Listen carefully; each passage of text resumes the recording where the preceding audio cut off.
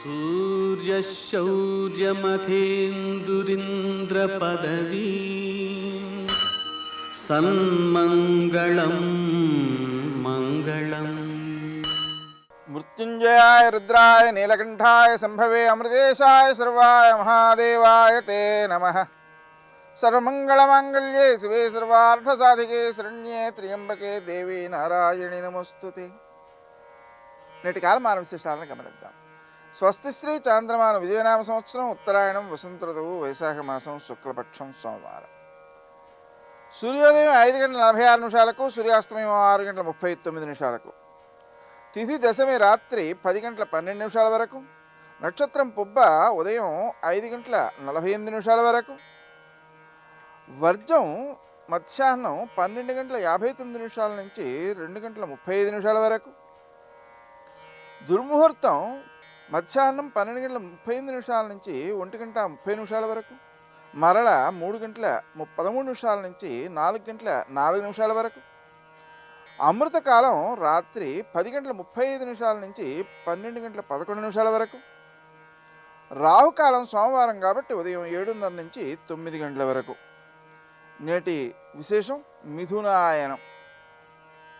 ఈ మిథునాయనం అనేటువంటిది సాయన మిథున రాశిలో సూర్యుని యొక్క ప్రవేశం అన్నమాట. కానీ అది రాత్రి వేళ 2:39 అవుతోంది కాబట్టి పుణ్యకాలం అనేటువంటిది మరుసటి రోజు ఉంటుంది.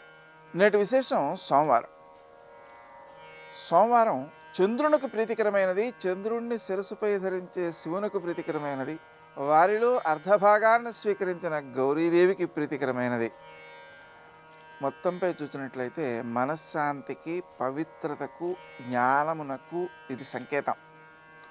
కాబట్టి మనశ్శాంతి ఉంటే ఏమవుతుంది? రోగ నిరోధక శక్తి, సమస్య పరిష్కార శక్తి వృద్ధి చెందుతాయి. కాబట్టి మొత్తం వీటినన్నింటినీ కూడా ఆలోచించినట్లయితే శంకరుణ్ణి సపరివారంగా పూజ చేయటం సర్వ విధాల శ్రేయస్కరం. నేటి ఆణిముత్యాలు.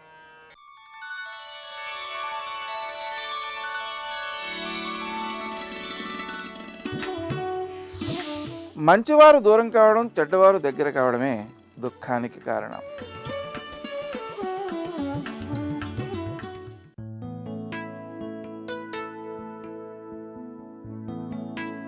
నిన్న ఒక మృగం గతంలోనే ఉంటే నిన్ను తినేస్తుంది. రేపు ఒక మృగ్యం రేపటి ఊహ నిన్ను కల్పనలో మిగుల్స్తుంది. రెండిటికీ మధ్య ఊగిసలాడక నేడు అనే నిజాన్ని అనుభవించు.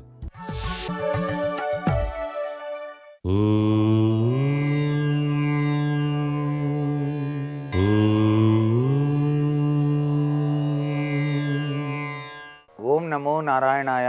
ఓం నమ శివాయ. శ్రీమాత్రే నమః. మనిషి జీవితంలో ముఖ్యమైనటువంటిది ఏమిటి అని ఆలోచిస్తే వయస్సు మీద పడ్డ తర్వాత ఆధ్యాత్మిక చింతన చేసిన ఫలితం ఉండదు కదా. ఎందుకంటే కాలం అనేటువంటిది మరలా తిరిగి రానటువంటి తత్వాన్ని ఇస్తోంది. ఆ కాలాన్ని శాసించేటువంటి అధికారం ఎవరికీ లేదు, మానవుడికి. ఒక భగవంతుడికి ఉంది కాబట్టే ఆ కాలాయ నమః అని చెప్పేసి ఆ స్వామివారిని మనం ధ్యానం చేస్తూ ఉంటాం. కాలాన్ని శాసించేటువంటి అధికారం ఒక పరమేశ్వరుడికి ఉంది. అందుకే ఆ కాలంలో మార్కండేయునికి తక్కువ ఆయుష్ ఉన్నప్పటికీ కూడాను ఆ కాలాన్ని శాసించి తనని ధ్యానం చేసినటువంటి మార్కండేయుడికి యముణ్ణి కూడాను జయించి పరిపూర్ణవంతమైనటువంటి చిరంజీవితత్వాన్ని ప్రసాదించాడు పరమేశ్వరుడు. ఈ కాలాన్ని, కామాన్ని జయించిన తత్వం ఒక్క పరమేశ్వరుడికే ఉంది. నిమిత్తవంతమైనటువంటి మానవ మాతృలకి మాత్రం లేదు. అందుకని మానవుడు ఎప్పుడూ కూడా ఆధ్యాత్మిక చింతన అనేటువంటిది వయసు మీద పడ్డ తర్వాత కాకుండా చక్కటి యోగాన్ని పొందటానికి చిన్న వయస్సు నుంచి ఆధ్యాత్మిక భావన తరంగాలు గనక ఉన్నట్లయితే చక్కటి సన్మార్గవంతమైనటువంటి లక్షణంతో అరిషడ్వర్గాల్ని జయించి తన ధర్మాన్ని తాను నిర్వర్తించుకోవటానికి ఆస్కారం ఉంటుంది. ఈ ఆస్కార తత్వాన్ని నేర్పవలసింది ఎవరు? జన్మనిచ్చినటువంటి తల్లిదండ్రులే. పిల్లలకు మాత్రం ఈ ఆధ్యాత్మిక కోణ సంపదని గనక ప్రతి ఇంటి నుంచి గనక ప్రారంభించినట్లయితే తప్పనిసరిగా ఈ భారతావనిలో ఆధ్యాత్మిక జ్యోతి వెలిగి తీరుతుంది అని చెప్పడంలో ఏమాత్రం సందేహం లేదు.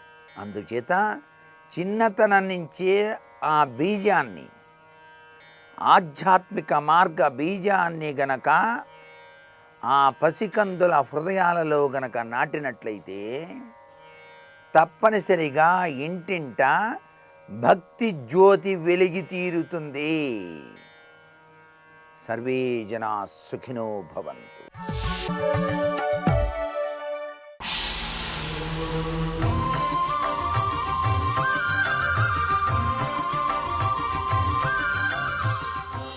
శతక సాహితీ సరస్వతికి నమస్కారం.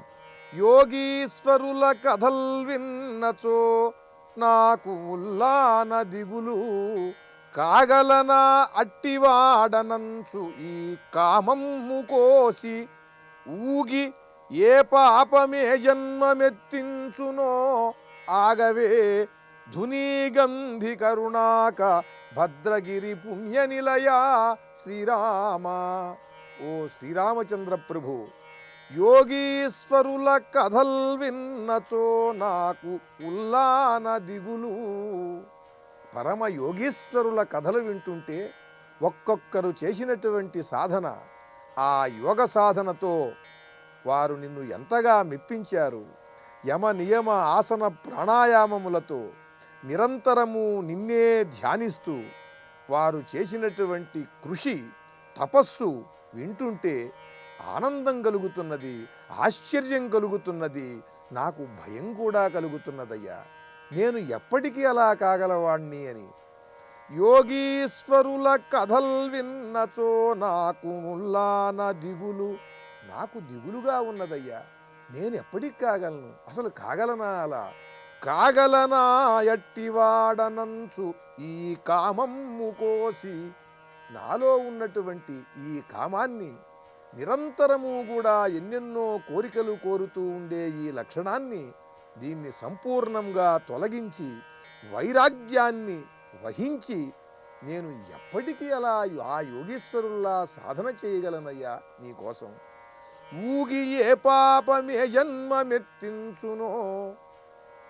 ఈ యోగ సాధన చేస్తానో చేయలేనో అనేటువంటి ఈ సంశయంలో ఉన్న నాకు మరి ఇంకొక సందేహం కూడా వస్తున్నది.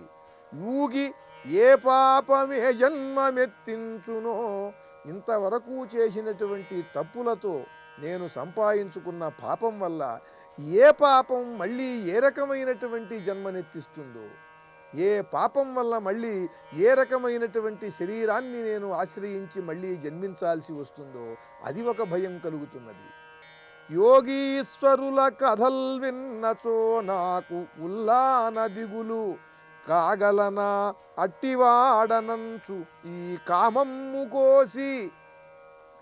ఈ కోరికలన్నిటినీ కూడా తొలగించుకుని ఆ యోగీశ్వరుల వలె మహాసాధన చేసి నిన్ను చేరుకోగలనా అని నాకు చాలా సంశయంగా ఉన్నదయ్యా నా గురించి. యూగి ఏ పాపమే జన్మమెత్తించునో. కాస్తో కూస్తో జ్ఞానం ఉండి ఆలోచించి నిన్ను చేరుకోవాలనుకునే ఈ జన్మలోనే ఇంత సందేహం ఉంటే, ఈ చేసిన పాపాలకి మరి ఏదైనా జన్మ ఎత్తినట్లయితే, ఆ జన్మలో ఈ జ్ఞానం లేకపోయినట్టయితే అప్పుడు నేనిగా ఏమైపోవాలి? ధునీగంధి కరుణాక భద్రగిరి పుణ్యనిలయా శ్రీరామ. కరుణాస్వరూపుడవైన ఓ రామచంద్రమూర్తి, నా ఈ బాధని నీవు అర్థం చేసుకుని ఈ దిగులు పోగొట్టి నాకు నిశ్చయ జ్ఞానం కలిగించి, నిర్మల హృదయాన్ని కలిగించి, స్థిరచిత్తముతో చక్కని సాధనతో నీ నామస్మరణతో నిరంతరము కూడా నిన్నే ధ్యానిస్తూ సాగేలా నన్ను అనుగ్రహించు అంటూ ఆర్తితో భక్తితో అద్భుతమైన తెలుగు పలుకుబడులతో గొప్ప శతకాన్ని వ్రాసి మనకు అందించిన కవి సమ్రాట్ విశ్వనాథ సత్యనారాయణ గారి భద్రగిరి శతకంలోని మరి ఒక పద్యం గురించి రేపు ఉదయం తెలుసుకుందాం. జై శ్రీరామ్. ఉన్నది నీవొక్కడవే ఉమానాథ, నాకున్నది నీవొక్కడవే ఉమానాథ, ఉన్నది నీవొక్కడవే ఉమానాథ. ఆద్యంతమంగళమజాత సమానభావం ఆర్యం తమీశమజరామరమాత్మదేవం పంచాననం ప్రబల పంచవినోదశీలం సంభావయే మనసి శంకరమంబికేశం. శివాయ గురవే నమః. శ్రీమాత్రే నమః. శ్రీ విష్ణురూపాయ నమః శివాయ. పరమేశ్వరుడు వరవేషంతో అనగా పెళ్ళికొడుకి వేషంతో దివ్యమైన దేవగణములతో ఋషిగణములతో కళ్యాణ మండపం వద్దకు సమీపించాడు అని చెప్పుకున్నాం. సంపూజిత స్తదా శంభు ప్రవిష్టో యజ్ఞ మండపం. ఇక్కడ చెప్పేటప్పుడు పెళ్లి మండపం అనలేదు, యజ్ఞ మండపం అన్నారు. ఇది కూడా తెలుసుకోవాలి. వివాహం అనేది ఒక యజ్ఞము, అది వేడుక కాదు. అలాంటి యజ్ఞభావం, దేవతల యొక్క పితృదేవతల యొక్క అనుగ్రహ భావం కోల్పోవడం చేతనే వివాహ వ్యవస్థ రాను రాను దెబ్బతింటుంది. అందుకు వివాహ వ్యవస్థ బలపడాలంటే యజ్ఞం అనే భావన ఉండాలి. మనిషికి జరగవలసిన సంస్కారాల్లో వివాహం అనేది ఒక సంస్కారము. అంటే మనిషిని పశువు స్థాయి నుంచి పైకి తీసుకువెళ్ళగలిగేది వివాహము, ఉత్కృష్ట స్థితికి తీసుకువెళ్ళేది అని అర్థం ఉన్నది వివాహం అనే శబ్దానికి. ఉద్వాహము, వివాహము అని రెండు పదములు ఉన్నాయి పెళ్లికి సంబంధించి. ఈ రెండింటికి అర్థం ఏంటంటే ఉత్కృష్ట స్థితికి తీసుకువెళ్ళేది అని అర్థము. అలాగా దాంపత్య ధర్మము ఒక దివ్యమైన యజ్ఞం. అది ఆ యజ్ఞ స్వీకారం చేసే మండపం కనుకనే పెళ్లి మండపాన్ని యజ్ఞ మండపం అనే శబ్దంతో చెప్తున్నాడు ఇక్కడ వ్యాస మహర్షి. శంభు ప్రవిష్ట యజ్ఞ మండపం సంస్తూయమానో బహుభి స్తుతిభి పరమేశ్వర. అనేక మంది దేవతలు ఋషులు ఆ పరమేశ్వరుని ఆ రూపంలో చూడగానే ఆనందపరసులై స్తోత్రం చేస్తున్నారు. అప్పుడు పరమేశ్వరుడు అక్కడ మండపం ఉన్నదనగా కొంత దూరంలో ఆయన తన యొక్క వృషభ వాహనంపై నుంచి క్రిందికి దిగాడు. ఆయన వృషాదుత్తారయామాసుర్మహేశం పర్వతోత్తమా. ఆ దిగేటప్పుడు కూడా ఇదివరకటి వలనే విష్ణువు చెయ్యి అందించగా చెయ్యి అందిపుచ్చుకుని దిగుతున్నట్ట. నిన్యుర్గృహాంతరం ప్రిత్యా మహోత్సవ పురస్సరం. ఆ ప్రక్కన ఆ మార్గం వేయబడి ఉంది కళ్యాణ మండపం వరకు. అటు ఇటు కూడా జనులు లేచి నిలబడి నమస్కరిస్తుంటే ఆ మధ్యలో పరమేశ్వరుడు నడిచి వెళ్తున్నాడు. కుసుమ వృష్టి కురిపిస్తున్నారు. పైగా ఎదుర్కొన్నట్టు వెళ్ళి హిమవంతుడు, మేనాదేవి.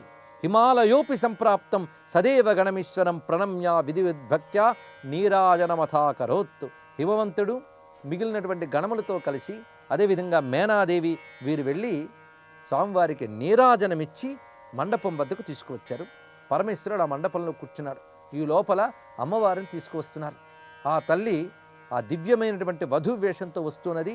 ఆ చుట్టూ దేవకాంతలు ఋషికాంతలు ఉన్నారు. ఆ వస్తున్న దృశ్యాన్ని ఇక్కడ వర్ణిస్తున్నారు. ఇది దర్శించడం అంటే సామాన్యమైన అంశం కాదు. ఏ దేవకాంతల్ని ఏ ఋషికాంతల్ని ఒక్కరిని స్మరించినా చాలు దివ్యమైన మంగళములు కలుగుతాయో అలాంటి దేవకాంతలు ఋషికాంతలు చుట్టూ ఉండగా అమ్మవారి మధ్యలో ఉన్నట్ట. ఇది భావించితే కేవలం వర్ణన కాదు, ఒక దివ్య యంత్రం ఇదంతా కూడా. మన శ్రీచక్రాది యంత్రములు చెప్పుకుంటాం. ఆ మధ్యలో బిందు స్థానంలో జగదంబ ఉంటే ఆ చుట్టూ మిగిలిన 8 ఆవరణలో రకరకాల శక్తులు ఉంటారు. అలాంటిదే ఇది కూడా. సమస్త దేవతాకాంతల యంత్రం ఇది. వారి నడుమ అమ్మవారు ఉన్నారు. అంటే అమ్మవారి యొక్క తేజస్సే రకరకాల దేవకాంతలుగా భాషిస్తున్నది. అందుకే దేవకాంతలతో ఋషికాంతలతో కలిసి వస్తున్నది. అందుకు దివ్యకాంతి ఒకటి, ఇంకొకటి ఆ ఋషికాంతి ఒకటి. ఆ రెండు కలిసి వస్తున్నాయి ఇక్కడ. అందుకే తపస్సుతో వచ్చినటువంటి దివ్యత్వం ఒకవైపు ఉంటూ ఉంటే దేవతల యొక్క దివ్యత్వం మరొక వైపు.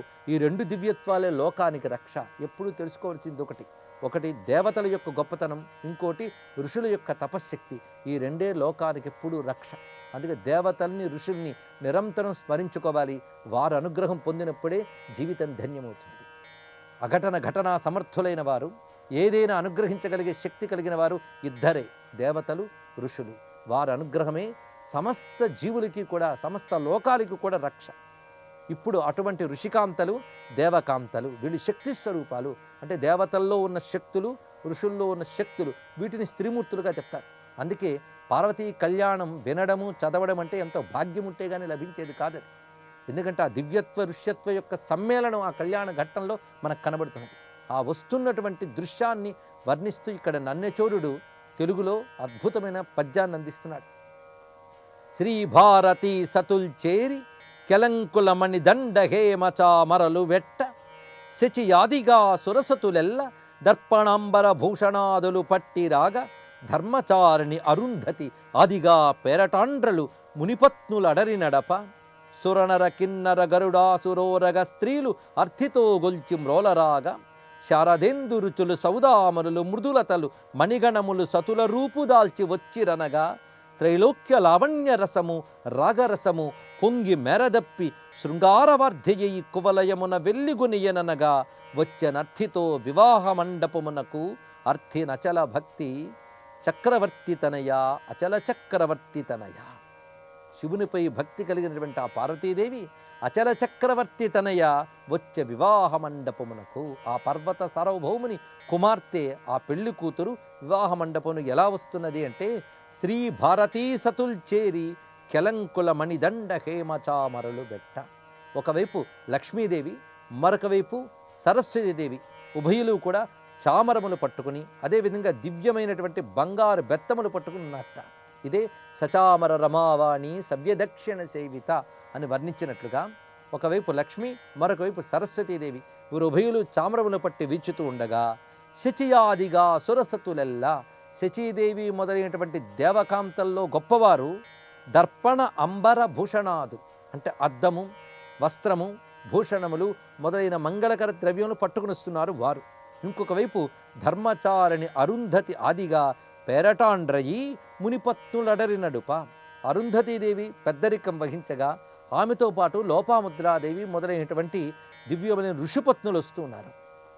ఇక సుర నర కిన్నర గరుడ అసుర ఉరగ స్త్రీలు అర్థితో గొల్చి మ్రోలరాగా, ఇక దేవకాంతల్లో ఉన్నటువంటి సుర, కిన్నెర, గరుడ, అసుర, నాగ మొదలైన కాంతలు అందరూ, నాగకాంతలు, అసురకాంతలు, గరుడకాంతలు వీళ్ళందరూ వస్తున్నారు. అంటే దేవజాతులు ఎన్నెన్ని రకాలు ఉంటాయో వాటికి సంబంధించినటువంటి దేవకాంతలు అందరూ వస్తున్నారు. ఆ వస్తున్న వారి సొగసులు ఎలా ఉన్నాయంటే శారదేందు రుచులు సౌదామనులు మృదులతలు మణిగణములు సతుల రూపుదాల్చి వచ్చిరనగా, శరత్కాలపు వెన్నెల కాంతులు, మెరుపు తీగలు, పూల తీగలు, మణుల కుప్పలు స్త్రీల రూపం ధరించి వచ్చాయా అన్నట్టున్నాయట. అంటే రకరకాల సౌందర్యాలతో ఉన్నటువంటి స్త్రీలందరూ వస్తున్నారు. సర్వ దివ్య సౌందర్యములకు మూలమైన త్రిపుర సుందరీదేవి గౌరీ రూపముతో అక్కడ వస్తున్నది. ఇది మొత్తం ఒక సౌందర్యలహరి ప్రవహించుతూ వస్తున్నట్లుగా ఉన్నది. ఇక్కడ మొత్తానికి అంతా కలుపుకుంటే ఒక శృంగార సముద్రం వలె ఉన్నదిట. శృంగారము అంటే అందమైన అలంకారము అని అర్థం. అలంకారములతో కూడినటువంటి అందానికి శృంగారం అని పేరు. ఇది శృంగార శబ్దానికి నిజమైన అర్థం. అలాంటి సౌందర్య సముద్రము పొంగులు పోయి వస్తున్నదా అన్నట్లుగా ఆ దివ్యమైనటువంటి స్త్రీగణ సమూహముతో పాటు వధువు రూపంతో అమ్మవారు అక్కడికి చేరుకున్నారు. ఆ సమయంలో వేదికోపరి తన్వింగి సంస్థిత శివరాజిత తత్ర నీతో మహాదేవ విష్ణునాథమయాస. అటువంటి ఆ వేదికపై అమ్మవారు కూడా వచ్చిన తర్వాత ఇటు పరమేశ్వరునికి ఎదురుగా కూర్చోబెట్టారు. ఇప్పుడు కన్యాదాన సమయం దగ్గర పడుతున్నది. ఆ సమయం లెక్క కోసం అక్కడ ఘటిక పెట్టారట. ఘటిక అంటే ఆ కాలపు గడియారపు పద్ధతులు. ఆ యంత్రం మనం ఎలా భావించవచ్చు, ఆ కాలపు యంత్రములు ఏ విధంగా ఉన్నాయో మనకు తెలియవు, కానీ ఒక యంత్రం ఉన్నట్లుగా మాత్రం పురాణం చెప్తున్నది. తత్రోపవిష్టో గర్గశ్చ యత్రాస్తి ఘటికాలయం. అక్కడ ఘటిక అన్నప్పుడు సమయమును సూచించేటువంటి ఒక గడియారము అని అర్థము. అప్పటి లెక్కల ప్రకారంగా, అంటే పైన ఇసుక పోసి కిందకు పడుతూ ఉండగా సమయాన్ని చూచేదో ఏమిటో అప్పటి లెక్కల ప్రకారంగా ఉండేటువంటి ఒక ఘటిక ఉన్నదిట. అది దగ్గర పెట్టుకున్నట్టు. ఎందుకంటే ముహూర్తం సరిగ్గా ఆ ముహూర్త సమయంలో పాణిగ్రహణం జరగాలి గనక దానికి తగ్గట్టు పెట్టుకున్నారు. దానికి పూర్వరంగంలో చేయవలసిన పనులన్నీ చేస్తున్నట్ట. అదేమిటి అంటే వధువు వరుణ్ణి పూజించడం కూడా ఇక్కడ జరుగుతున్నది. అదేవిధంగా వధువు పక్షాన ఆ తల్లిదండ్రులు కూడా పూజ చేస్తారు. ఎందుకంటే కన్యాదానం చేసేటప్పుడు ఆ వరుణ్ణి సాక్షాత్ భగవంతునిగా భావించి చెయ్యాలి. ఇప్పుడు సాక్షాత్ భగవంతుడే వరుడాయే. అందుక దానికి చేయవలసినటువంటి ప్రక్రియలన్నీ చేస్తున్నారు. పెళ్లికి ముందు చేయవలసిన పుణ్యాహవచనము ఇత్యాదులు పూర్తయ్యే. ఇప్పుడు పార్వతీదేవి తయా సంపూజితో రుద్రో దధ్యక్షత కుశాంబుభి పరమోదారయా తత్ర పార్వత్యా రుచిరాస్యయ. ఆ పార్వతీదేవి పరమేశ్వరుని పూజిస్తున్నదిట, వరుణ్ణి. ఏ విధంగా అంటే దధ్యక్షత కుశాంబుభి, అంటే పెరుగు, అక్షతలు, దర్భలు, జలములు, వీటితో ఆయన పాదాలపై పూజ చేస్తున్నది. అప్పుడు ఆ పరమేశ్వరుని చూడడానికి బిడియపడి తల వంచుకున్నది, కానీ ఒక్కసారి రూపాన్ని చూడాలని ముచ్చటపడుతున్నదిట. విలోకయంతి తం శంభుం యశార్థే పరమంతపః. ఏ స్వామిని పొందడం కోసం పరమోత్కృష్టమైన తపస్సు చేసిందో ఆ స్వామి ఎదురుగా ఉన్నాడు, ఆ స్వామిని పొందబోతున్నాను అనేటువంటి ఆనందాన్ని ఆమె అనుభవిస్తున్నది. పరమేశ్వరుడు కూడా సంప్రదాయాన్ని అనుసరించి ఆ అర్చనంతా స్వీకరించట. పైగా అక్కడ పురోహితుడు ఏం చెప్తే అది చేస్తున్నాడు, ఎందుకంటే ఆయన కూడా సంప్రదాయాన్ని పాటిస్తున్నాడు, ఆయన చెప్పిన ప్రకారంగా జరుగుతున్నది మొత్తం. పైగా అమ్మవారిని చూస్తూ శివుడు కూడా ఆనందిస్తున్నాడు. ఈ విధంగా వధూవరులక్కడ ఆ దివ్యమైన కళ్యాణ మండపంలో ఉండగా కన్యాదాన సమయం దగ్గర పడుతున్నది. అప్పుడు హైమంకల సమాదాయ మేనాచార్ధాంగమాశ్రిత, హిమవంతునికి ఎడమవైపున కూర్చున్నటువంటి ఆ మేనాదేవి బంగారు కలశంలో దివ్య జలము నింపి ఉంచిందిట. అందులో సుగంధ ద్రవ్యములు, ఔషధులు పెట్టి ఉంచారు. అటువంటి కలశాన్ని పట్టుకున్నది. పైగా చక్కని ఆభరణములు, వస్త్రములు ధరించి ఉన్నటువంటి మేనాదేవి. ఇప్పుడు ఆయన హిమవంతుడు పాదాలు కడగడానికి సిద్ధపడుతున్నాడు. అయితే ఇక్కడ చేయవలసిన ప్రక్రియ ఏంటంటే ప్రవర చెప్పుకోవడం ఉంటుంది. అంటే వాళ్ళ తాత ముత్తాతల యొక్క పరంపరని చెప్పుకుంటారు. ఇది పద్ధతి. హిమవంతుడి పరంపర చాలా ఉన్నది, ఎలాగూ చెప్పుకుంటారు. ఆ కన్య వైపు పరంపర చాలా విస్తారంగా ఉన్నది. ఎందుకంటే వారిది విష్ణు వంశమందు పుడితివి అని అమ్మవారిని అన్నట్లుగా అది విష్ణువుతో మొదలుకుని వచ్చినటువంటి పరంపర, హిమవంతుని యొక్క పరంపర. వాళ్ళ వంశం చాలా ఉన్నది. అది మేరు పర్వతము ఇలా వెనక్కి వెళుతూ ఉంటుంది చాలా చాలా. ఇప్పుడు వారి ప్రవరకి ఏం పర్వాలేదు, ఇప్పుడు శివుడి ప్రవర చెప్పాలి అంటే ఆయనకి తాతగారు ముత్తాతగారు ఇవన్నీ చెప్పాలి పరంపర. కానీ దానికి అవకాశం ఎక్కడున్నది? ఆయన స్వయంభువు, ఆయనకి తండ్రి తాత ఇత్యాదులు లేరు. కానీ అవి చెప్పవలసిన సమయం వస్తుంది. మరి సంప్రదాయ ప్రకారంగా ఏం చెప్తారు ఇప్పుడు? పైగా ఇక్కడ తిథి మొదలైనవి కీర్తన చేయాలంటే మహాసంకల్పము అనేది జరుగుతోంది. ఇక్కడ మహాసంకల్పం తిథ్యాది కీర్తనం చక్రుహు ప్రీత్యా పరమ నిర్వృతా. అక్కడ దేవతలు, ఋషులు అందరూ కూర్చున్నారు. గర్గుడు, బ్రహ్మదేవుడు, బృహస్పతి వీరందరూ కలిసి తిథ్యాదుల్ని కీర్తన చేస్తున్నారు. అంటే తిథి, నక్షత్ర, యోగా, కరణ ఇత్యాది పంచాంగములను కీర్తన చేస్తూ ఇప్పుడు పరమేశ్వరుని ప్రవర చెప్పవలసిన సమయం వస్తున్నది. తర్వాత ఏం జరుగుతున్నది అనేది రేపు పరిశీలిద్దాం. సర్వం శ్రీ సాంబ సదాశివ చరణారవిందార్పణమస్తు.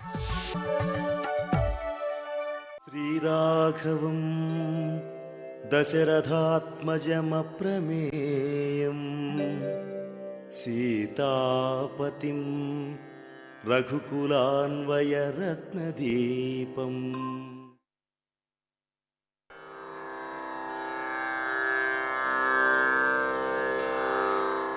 न पुत्रमरणं किञ्चित् द्रक्ष्यन्ति पुरुषाः क्वचित् नार्यश्च विधवा नित्यं భవిష్యంతి పతివ్రతాః. రాముడు రాజ్యం చేస్తున్నప్పుడు తండ్రి ఉండగా పుత్రుడు మరణించడు. స్త్రీలకు వైధవ్యం, దుఃఖం ఉండేది కాదు. వారు ఎప్పుడు కూడా పతివ్రతలే ఉంటారు. శ్రీరాముడి రాజ్య పట్టాభిషేకం చూసి ఇటువంటి రాజ్య పట్టాభిషేకం చూడటం, వినటం చాలా విశేషం. స్థావర జంగమాదులన్నీ పులకించిపోయాయి. విశ్వసాహితీ నందనవనంలో ఈ రామకథను మహనీయమైన కావ్యంగా వాల్మీకి మహాముని రచించాడు. ఇది ఆది కావ్యం. తపస్వి అయినటువంటి వాల్మీకి మహాముని గాయత్రి మహామంత్రంలోని ఒక్కొక్క బీజాక్షరాన్ని తీసుకొని ఒక్కొక్క దానిని ఒక్కొక్క 1000 శ్లోకాలను రచించాడు. ఋషులు వేదాలను 2 భాగాలుగా విభజించాడు. పూర్వభాగాలను సంహితలు అంటారు, ఉత్తర భాగాలను బ్రాహ్మణములని అంటారు. ఇందులోని ఉపనిషత్తులు ఉంటాయి. సంహితులు కర్మ మార్గాన్ని బోధిస్తున్నాయి, ఉపనిషత్తులు జ్ఞాన మార్గాన్ని బోధిస్తున్నాయి. 4 ఆశ్రమాల్లోనూ కూడా మొదటి 3 ఆశ్రమాల వారు అంటే బ్రహ్మచారులు, గృహస్థులు, వానప్రస్థులకు సంబంధించినవి వివరాలను కర్మ మార్గము బోధించింది కూడా. విరక్తులకు సంబంధించినది వివరాలన్నీ కూడా జ్ఞాన మార్గం బోధించింది.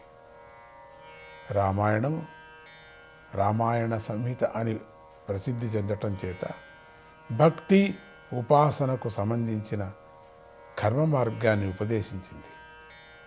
లోకోత్తరమైనటువంటి గుణాలు గలవాడు శ్రీరాముడు. అందరికీ ఆదర్శనీయుడై నిలిచాడు. అలాగే సీత కూడా సమస్త నారిలోకానికి తన గుణాలతోనూ స్వభావంతోనూ మంచి చరిత్రతోనూ ఆదర్శనీయురాలై నిలిచిపోయింది. అందుచేత రామాయణానికి సీతయా చరితం, సీతాదేవి యొక్క చరిత్ర అనేటువంటి పేరు ప్రసిద్ధికెక్కింది. రావణాసురుడు ధర్మాన్ని అణిచివేయటమే ప్రధానంగా పెట్టుకున్నాడు. అధర్మ మార్గంలో నడుస్తూ దీనులను, స్త్రీలను, సాధుజనులందరినీ కూడా బాధపెట్టాడు. ఆ రావణుని వధ గురించి చెప్పటం చేత ఈ కావ్యానికి పౌలస్త్యవధ అని ఈ పేరు కూడా పిలుస్తుంటారు. సీతాదేవి పవిత్ర చరిత్రను కుశలవులు భక్తిగానం చేస్తుండగా అయోధ్య పురవాసులందరూ కూడా విన్నారు. శ్రీరాముడు జనులందరి మధ్యలో నేల మీద కూర్చొని విన్నాడు. వాల్మీకి మహాముని త్రికాల జ్ఞాని రాముడు రాజ్యం ఏలుతుండగానే రామాయణాన్ని రచించాడు. కనుక జరగబోయే కథను కూడా కుశలవులకు చెప్పాడు. కుశలవులు జరగబోయే భవిష్యత్ కథను గానం చేశారు. శ్రీరాముడి గుణాలను స్మరిస్తూ రామకథను పాడుకుంటూ ప్రజలు ఆనందాన్ని అనుభవిస్తూ ఉంటారు. వారి ముఖంలో దైన్యం ఉండదు. పిల్లల నుండి పెద్దల వరకు, పశువుల నుండి పక్షుల వరకు ఎవరికీ ఎలాంటి దుఃఖము ఉండదు, ఏ విచారము ఉండదు. అందరి ముఖాలు సంతోషంగా ఉంటాయి. ఎటువంటి కలతలు కల్లోలాలు కూడా ఉండవు. ఎవరి హృదయాల్లోనూ ఎలాంటి ద్వేషభావనలు ఉండవు. అందరి హృదయాలు నిర్మలంగా ఉంటాయి. అందరి మనస్సులు రాముడిపైనే లగ్నమై ఉంటాయి. అందరూ రాముణ్ణి ఉపాసిస్తూ ఉండటం చేత తండ్రులు ఉండగా పుత్రులు మరణించరు అంటే తండ్రులకు పుత్రశోకం ఉండదు అని అర్థం. స్త్రీలు భర్త మాటకు ఎదురు చెప్పరు. భర్త మనస్సుకు సంతోషం కలిగేలాగా వ్యవహరిస్తారు. భర్తను దైవంగా కొలుస్తూ పతివ్రతలై ఉంటారు. రామరాజ్యం అంతటి ప్రభావం గలది. పశువులు, పక్షులు, చెట్లు, చేమలు ధర్మాన్ని ఆచరిస్తూ సంతోషంగా రామరాజ్యంలో ఉంటున్నాయి. సీతారామాభ్యాం నమః.